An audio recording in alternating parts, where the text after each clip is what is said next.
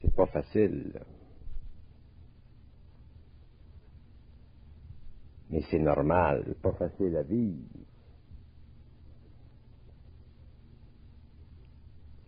Le doute, c'est le conflit en vous.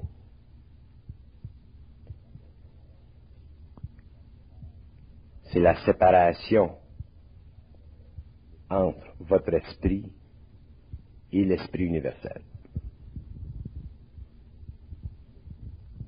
C'est la polarité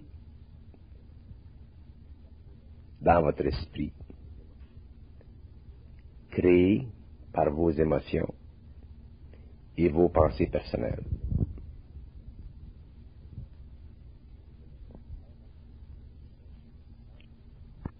Tant que vous n'êtes pas impliqué dans le développement de votre être, dans le perfectionnement de vos corps, que vous faites vos petites vies,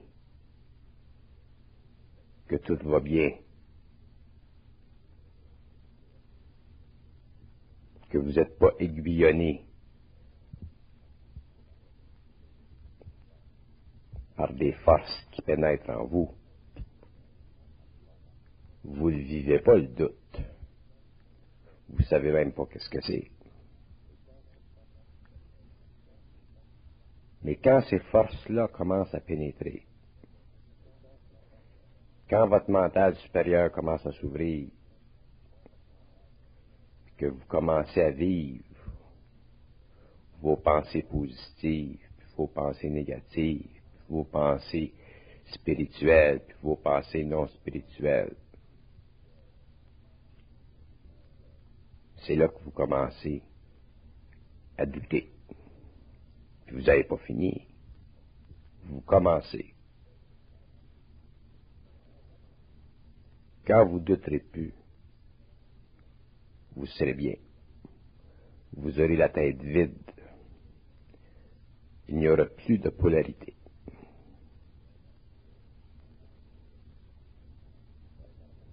Alors, le doute, c'est très normal. Je vous ai averti d'un séminaire.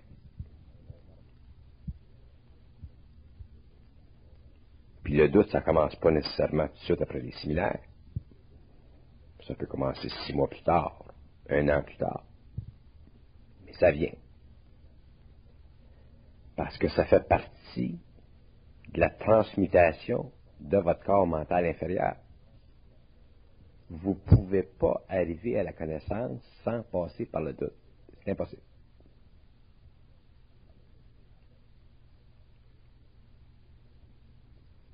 Tant que vous vous spiritualisez, puis que vous êtes supporté spirituellement par ce qui est traditionnel, c'est par ce qui est accepté, par ce qui est connu, ça marche.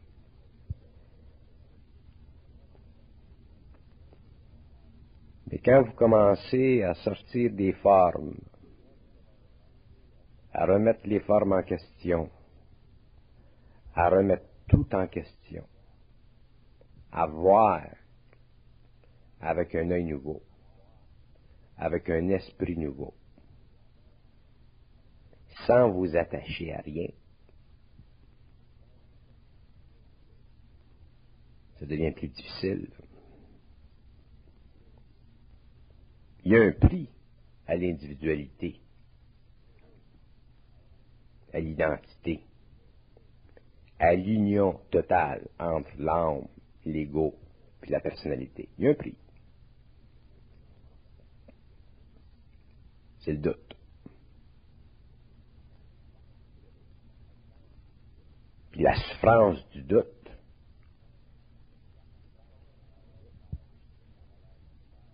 c'est la valeur monétaire de ce prix-là.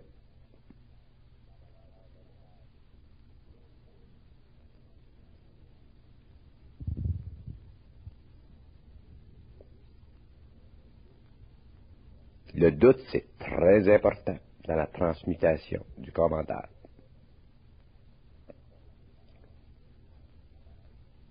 Puis ça va disparaître, le doute, dans son temps. C'est un nouvel équilibre d'énergie dans votre mental.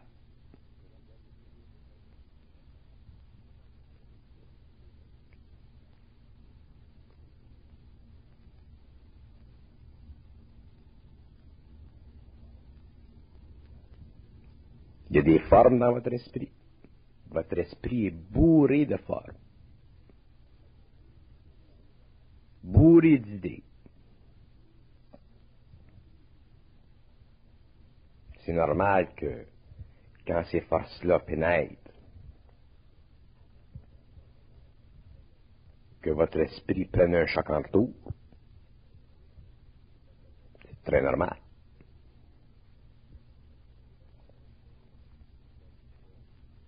Il ne s'agit pas de paniquer.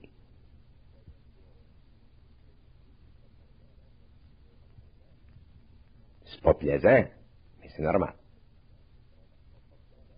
C'est très bon. Parce qu'éventuellement, ça vous nettoie l'esprit.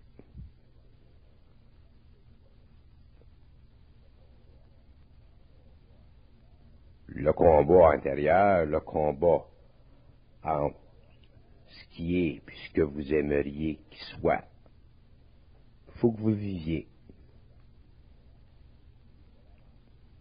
Puis plus vous allez avancer, plus vous allez le vivre, jusqu'au moment où, comprenant les lois de la forme, réalisant que tout ce qui se passe dans votre tête, c'est un jeu, à ce moment-là, vous allez apprendre à ne pas vous occuper de la dualité dans votre esprit. Vous allez prendre ça aisé. Vous allez arrêter de vous attacher à ce qui se passe dans votre esprit. Ils ne veulent pas que vous vous attachiez à ce qui se passe dans votre esprit. Ils veulent que vous le laissiez passer librement. Avec le temps, quand vous serez bien habitué à ça, vous laisserez passer l'énergie librement. Et à ce moment-là, vous ne souffrirez plus du doute. Si vous souffrez du doute, c'est parce que vous vous attachez mentalement et émotivement aux pensées formes qui passent dans votre esprit. Alors, c'est normal que vous souffrez. C'est bien normal. Pensez-vous que les forces qui cherchent à pénétrer dans votre mental vont pénétrer dans votre mental facilement? Non. Si c'était comme ça, ça fait longtemps que l'humanité serait différente de ce qu'elle est aujourd'hui. Ces forces-là sont obligées de faire un travail quand elles pénètrent dans votre mental. Et ce travail-là, il est laborieux pour vous autres parce que c'est vous autres qui le vivez.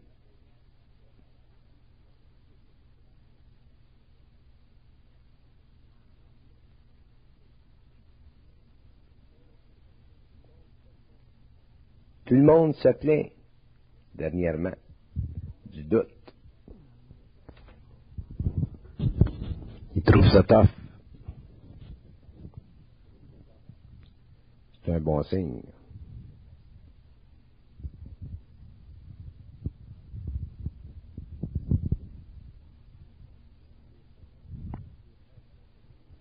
Tant que les forces vont pénétrer dans votre mental,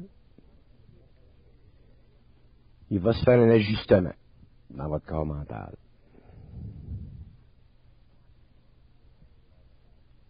C'est comme rentrer une barre de fer dans du ciment gelé.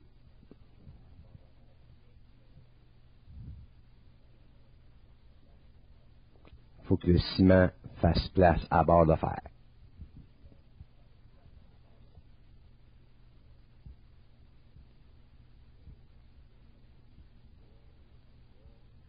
Occupez-vous pas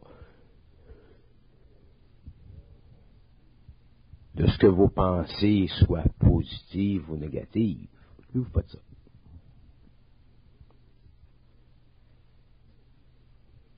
Occupez-vous d'être neutre. de ne pas vous attacher à vos pensées.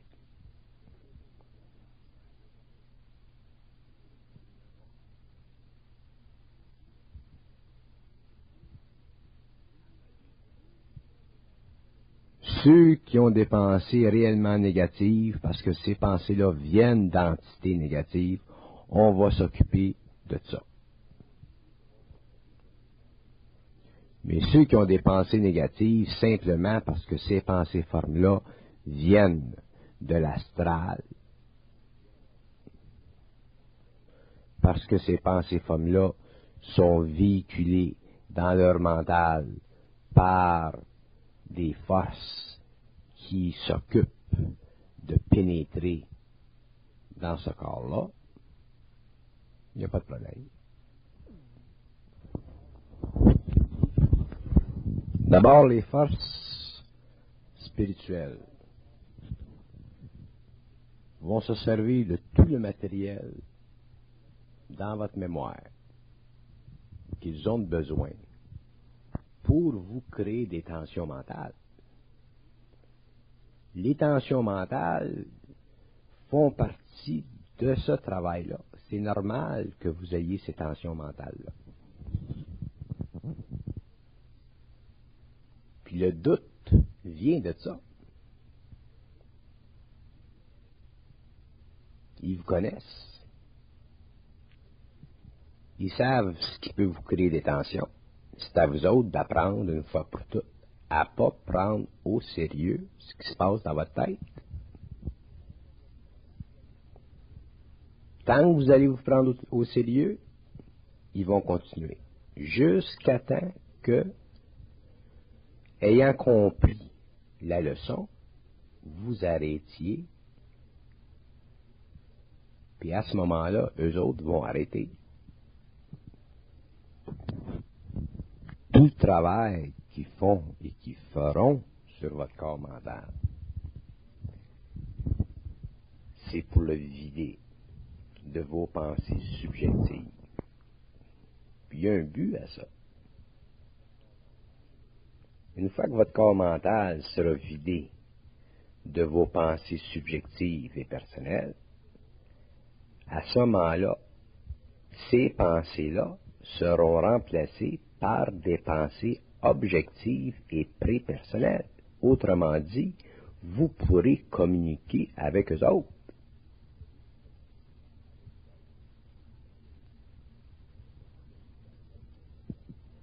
Une fois que vous allez communiquer avec eux autres, que votre corps mental va être ajusté à la communication comme une bonne radio, à ce moment-là, les choses sont très faciles. Ils vous éclairent, ils vous donnent de l'information, ils vous indiquent quoi faire, ils vous disent pourquoi vous devriez faire telle chose au lieu de telle chose, ils vous expliquent votre plan de vie. Autrement dit, il se développe entre vous autres et eux autres une relation extrêmement étroite, extrêmement personnelle, de sorte que la vie, à partir de ce moment-là, devient très facile. Mais ils ne peuvent pas faire ça tant que votre corps mental n'a pas été donné la vibration nécessaire pour cette communication-là. C'est pour ça d'ailleurs qu'en attendant, je vous dis toujours de ne pas prendre au sérieux ce qu'ils vous disent, parce que là, ils sont dans une période où ils sont en train de vous préparer. Quand vous serez préparé, à ce moment-là, vous pourrez prendre au sérieux ce qu'ils vous disent, parce que ça sera le temps, ça sera normal, vous le saurez, votre niveau d'intelligence sera haut. J'ai un petit texte ici que je vais vous lire, un texte qui m'a transmis. Il dit: l'homme de la nouvelle race ne vivra plus de la pensée personnelle et subjective, qu'il a connu au cours de son évolution. Cette pensée sera remplacée par une pensée de plus haute vibration, de sorte que l'homme sera incapable d'identifier cette pensée nouvelle et puissante avec son moi personnel. Il saura sans l'ombre d'un doute que cette pensée lui vient d'un autre plan et qu'elle prend son origine sur les plans universels de la conscience. À partir de ce moment, l'homme ne pourra plus commettre d'erreurs et se soumettre à la loi du retour, car tout ce qu'il fera devra être fait.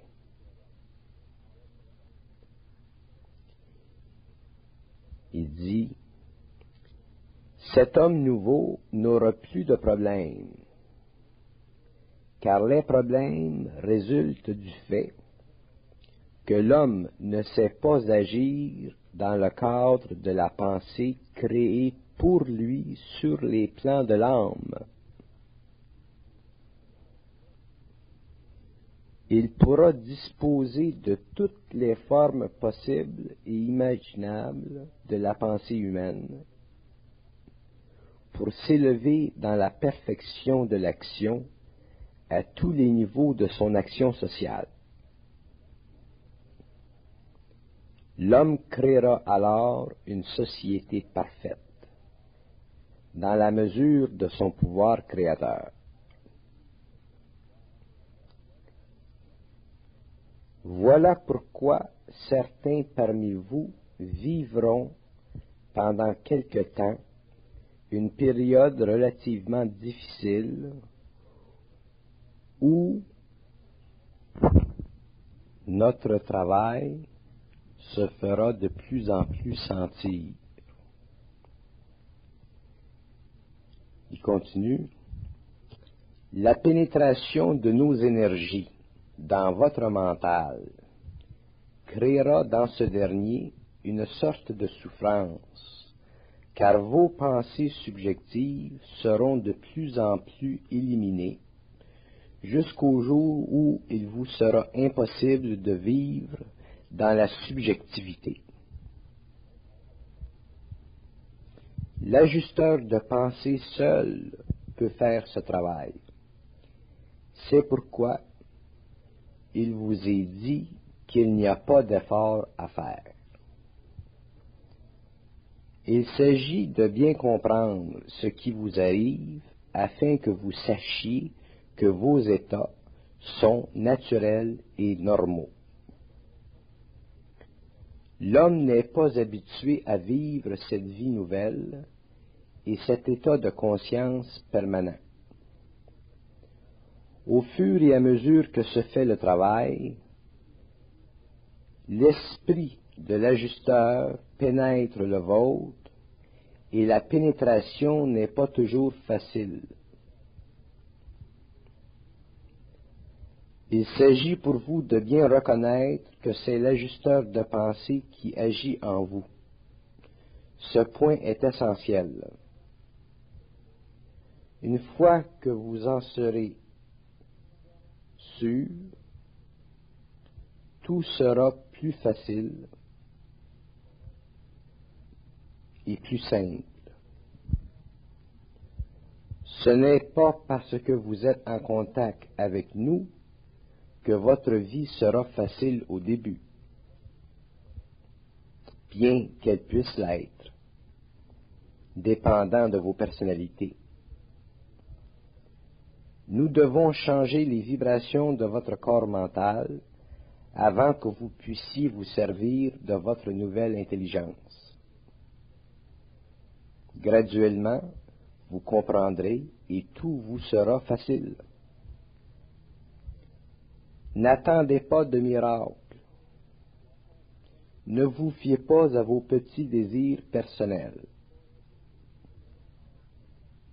Nous vous ferons sentir la puissance de la conscience universelle en vous que lorsque vous aurez atteint un certain niveau de développement vibratoire.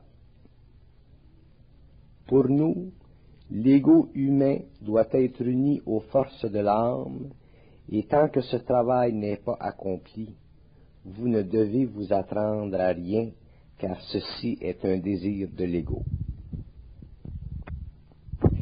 Ça, c'est la fin du texte.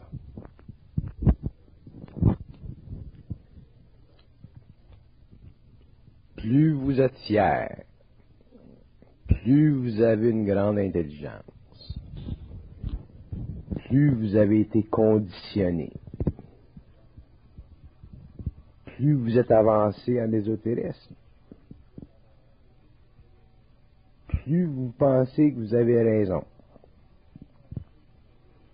plus vous pensez que vous êtes sur la bonne voie, plus vous allez souffrir du doute. Le doute, c'est directement lié à la destruction des formes.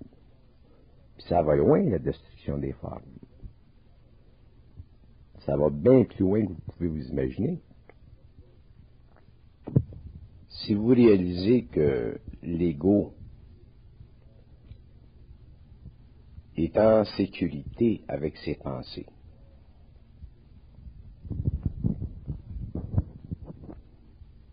qui est en sécurité avec ce qu'il conçoit de l'univers,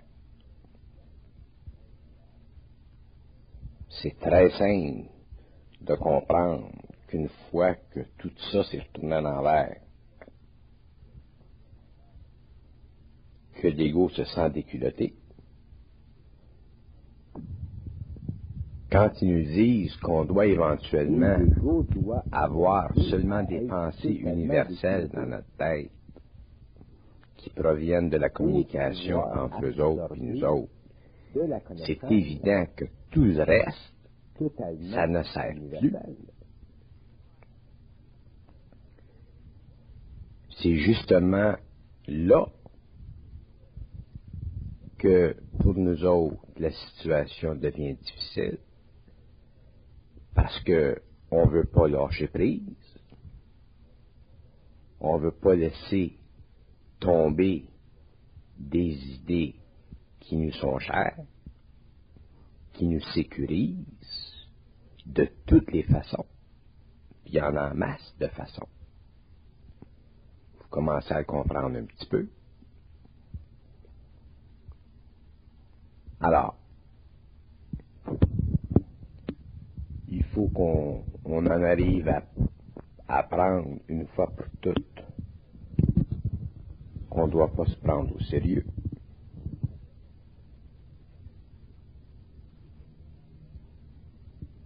Nous autres, les hommes, notre plus grand problème, c'est de nous prendre au sérieux. C'est notre plus grand problème. C'est justement pourquoi on souffre du doute. Quand on commence à entrer en contact vibratoire avec des intelligences qui sont prêtes à tout mettre de la cabane à terre pour nous ouvrir les yeux, pour nous rendre libres, pour nous rendre autonomes, pour qu'on puisse un jour nous servir des forces occultes en nous autres qui dorment. Là, je parle du doute depuis un petit bout de temps. Mais il y en a qui ne souffrent pas du doute. Il y en a au contraire. Leur affaire, comprends-tu, ça marche. Ils sont contents. Ils sont au 7e ciel. C'est un joyride pour eux autres. Faites bien attention au joyride. Parce que quand va venir votre temps, vous autres aussi, pour passer par le doute, vous allez écouter. Là, vous pouvez faire votre petite recherche, puis chercher à comprendre, puis vous intéresser, puis vous interroger.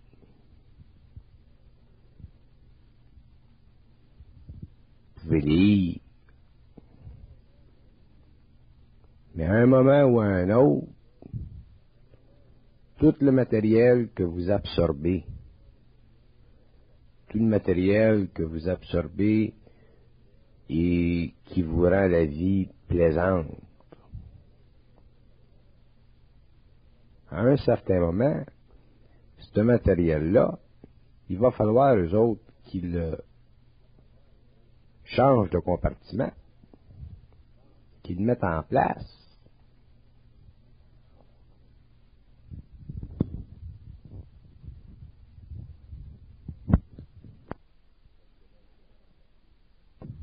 Je vais vous donner un exemple.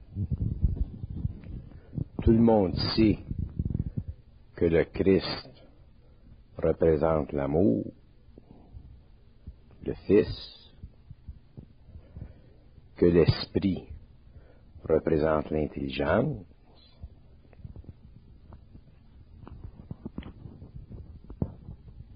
mais qu'est-ce qui représente la volonté? On sait que le Père représente la volonté, mais qu'est-ce que c'est le Père? Savez-vous que le Père, c'est Lucifer? Y en a-tu parmi vous autres qui sont prêts à réaliser que le Père, c'est Lucifer, que le Christ, c'est l'amour, et que l'intelligence, c'est l'esprit? Hein? Ah, tout d'un coup, là, les affaires sont plus pareilles. Là, on est pris avec Lucifer qui représente le principe de la volonté dans le cosmos. C'est pas drôle. On a été enseigné pendant une grande période de temps que Lucifer représentait les forces négatives. On comprend pas ce que ça veut dire, les forces négatives. Parce que nous autres, quand on parle des forces négatives, on met une tonne d'émotions là-dedans. On ne voit pas ça objectivement. On ne voit pas ça avec les yeux du mental. On voit ça avec notre petite conscience humaine, nos petites émotions humaines. Ça s'arrête là. C'est des petits accros comme ça qui créent le doute quand on entend ça, qui nous cause des problèmes. Puis après ça, on se demande pourquoi est-ce que ces connaissances-là sont cachées. Je comprends que c'est caché. Les gens sont pas assez mûrs.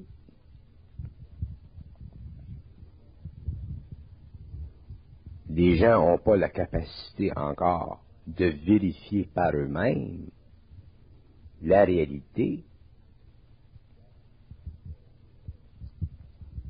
Tout est basé sur la tradition, l'interprétation de la tradition, sans parler des cachettes de la tradition, puis de ce qui n'a pas été dit dans la tradition.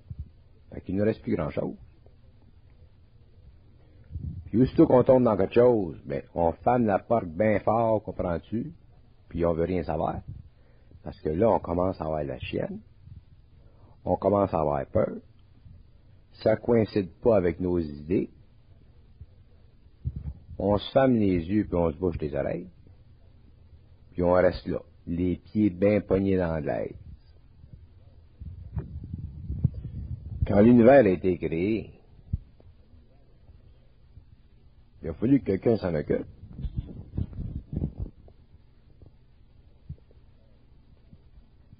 Alors, on sait que c'est le Père qui a créé l'univers, le principe de la volonté. Mais pour créer l'univers, il a fallu que le Père, le principe de la volonté, l'entité créative, s'éloigne de l'univers central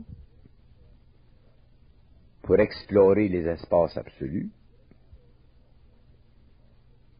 dans lesquels les mondes inférieurs ont été créés.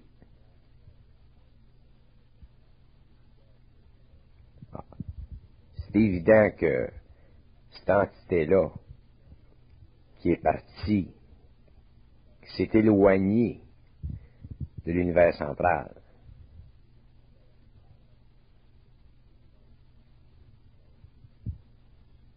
pour créer des mondes, c'était Lucifer. Lucifer, c'était pas un être contemplatif. Lucifer s'est éloigné dans les espaces absolus. Et de par sa volonté créative, il a conçu les mondes inférieurs.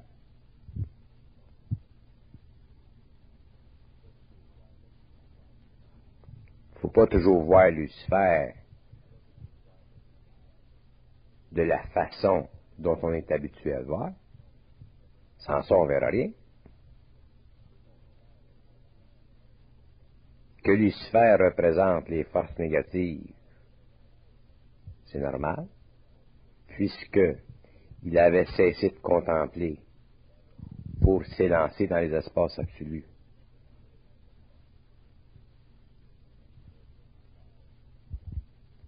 C'était nécessaire, c'était normal.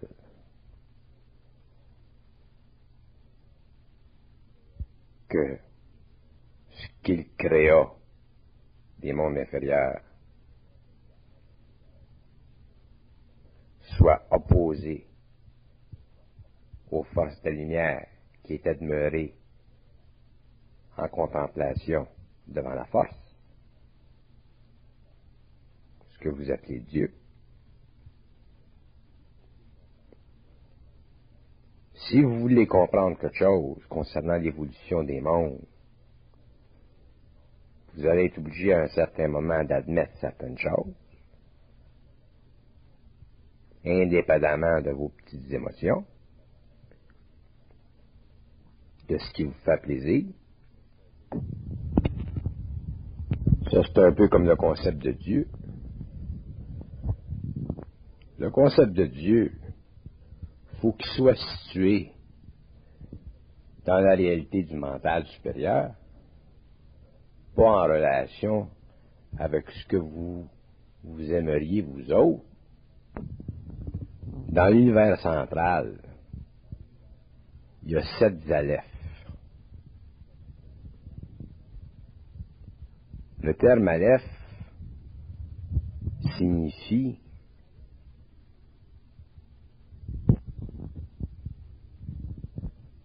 des réalités absolues, indépendantes totalement des mondes extérieurs à l'univers central.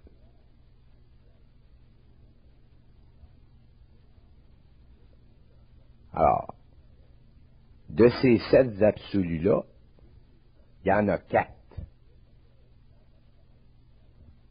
que j'appelle des alephes primaires, puis il y en a 3 que j'appelle des alephes secondaires. Ce sont les alephes secondaires qui représentent dans leur manifestation le principe de l'intelligence, de l'amour et de la volonté, et qui font partie d'une triunité parce qu'ils fonctionnent en harmonie totale. Et ce sont ces 3 alephes secondaires-là qui sont ce que vous appelez, vous autres, Dieu. Les 4 alephes primaires sont encore non manifestés. Alors, Dieu, tel qu'on le connaît, tel qu'on le conçoit, ce Dieu triunitaire qui fait partie des 3 alephes secondaires, n'est pas un Dieu absolu, puisque les 4 autres ne sont pas encore manifestés. Ce Dieu triunitaire-là, ce que j'appelle la force, sera absolument absolu lorsque les 4 alephes primaires se seront manifestés, de sorte que quand on dit que Dieu est absolu, ce qu'on veut dire, c'est que la force est parfaite dans sa trinité. Elle est totalement indivisible dans sa triunité. Mais elle n'est pas absolue. La preuve, c'est qu'il existe encore dans l'univers créé, dans les mondes inférieurs, des erreurs dans l'évolution. Alors, pour que les erreurs dans l'évolution ne soient plus possibles, il faudra que toutes les entités en évolution dans l'univers soient retournées à la lumière. Alors, quand toutes les entités en évolution dans l'univers seront retournées à la lumière, à ce moment-là, les probabilités n'existeront plus, les erreurs n'existeront plus, et automatiquement, les 7 alephes auront été manifestés, et alors, on pourra dire que les alephes, agissant dans leur ensemble, représentent un Dieu ou une divinité absolument absolue. C'est important de comprendre ça. C'est pas important psychologiquement, mais c'est important philosophiquement.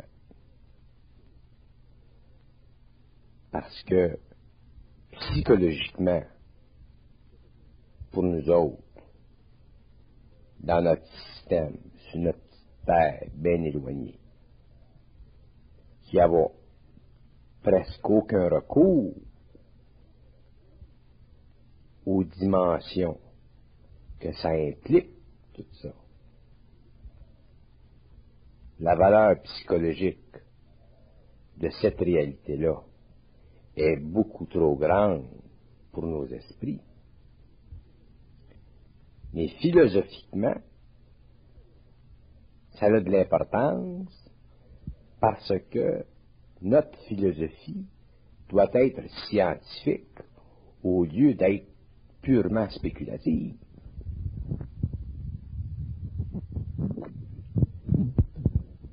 Là, je sais que M. Arbeck va faire de l'overtime, mais ça, c'est normal. Ça fait partie de son évolution. Quand vous allez avoir vécu le doute dans ses grandes profondeurs, votre esprit va être vide. Puis à partir de ce moment-là, ça deviendra facile pour vous autres de recevoir de l'information concernant l'évolution de l'univers, concernant son statut, sans paniquer chaque fois qu'on va vous dire quelque chose qui dépasse ou qui va à l'encontre de certaines interprétations limitées. Là, à ce moment-là, vous allez commencer à comprendre quelque chose en relation avec la vaste magnitude de l'univers et des principes qui l'animent. Ce sera intéressant, à partir de ce moment-là, pour vous autres, d'aller en profondeur dans la compréhension des structures de la réalité, mais d'un autre côté, vous ne serez plus attaché à la forme et automatiquement, vous ne souffrirez plus du doute, de ce fameux doute qui est rattaché aux différents conflits créés par la forme dans votre esprit. C'est seulement dans des conditions d'absence totale de doute qu'on peut vivre, participer, avoir du plaisir à la compréhension de la réalité. Mais si, chaque fois qu'on y dit quelque chose, on part en peur, puis on tombe en panne, parce que ça ne fait pas notre affaire, ou parce que on pense qu'on est induit en erreur, ou parce qu'on pense qu'on est affecté par des forces négatives, mais à ce moment-là, il n'y a pas de plaisir dans l'expérience. Puis là où il n'y a pas de plaisir, il n'y a pas de continuité. Parce que la connaissance est infinie. On en gratte la surface, mais c'est infini la connaissance. Qu'à un certain moment donné, si vous êtes pour vivre côte à côte avec la connaissance, si la connaissance doit passer par votre esprit pour alimenter votre cerveau, pour vous permettre de faire telle ou telle chose, d'engager tel ou tel discours, communiquer telle ou telle idée, il va absolument falloir que vous vous dégainiez et que vous dépassiez le doute personnel lié à votre attachement à la forme. Alors, cette petite conversation-là sert à vous démontrer que le doute, c'est nécessaire, c'est fondamental, c'est naturel, parce que votre mental est rempli de toutes sortes de connaissances. Quand on dit dans le langage populaire que si l'homme voyait Dieu, il mourrait de frayeur, le langage est très simple. Ça veut dire que si l'homme était confronté à la réalité sans préparation, sans que ses corps soient ajustés, il lui serait absolument impossible de subir le choc sans mourir, sans que ses corps se retirent complètement de son corps matériel. C'est normal. Alors, si vous prenez ça dans un contexte personnel, à la hauteur de vos pensées, puis de votre doute personnel, ça va vous faciliter la tâche, puis ça va vous faire comprendre pourquoi vous devez vivre le doute jusqu'au jour où vous en serez totalement libéré.